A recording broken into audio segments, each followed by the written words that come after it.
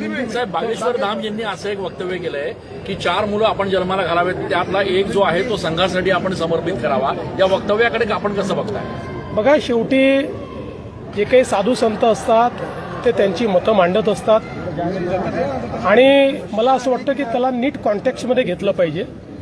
मुळात त्यांचा म्हणण्याचा उद्देश असा होता की संघ एक अशी संघटना आहे की जिने हिंदू संस्कृतीला, सनातन संस्कृतीला त्या ठिकाणी जिवंत ठेवलं आहे, नवचैतन्य दिलं आहे.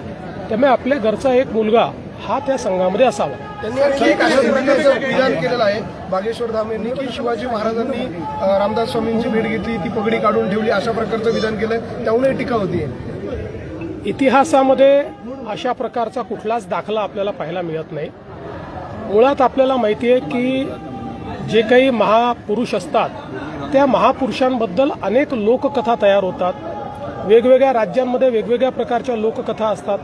आपल्याला माहिती आहे रामायण आणि महाभारताच्या संदर्भातही अनेक लोककथा आहेत. त्या सगळ्याच इतिहासावर किंवा त्या ठिकाणी परिस्थितीवर अवलंबून अशा पद्धतीच्या त्या ठिकाणी तयार होत असतात किंवा झालेल्या आहेत.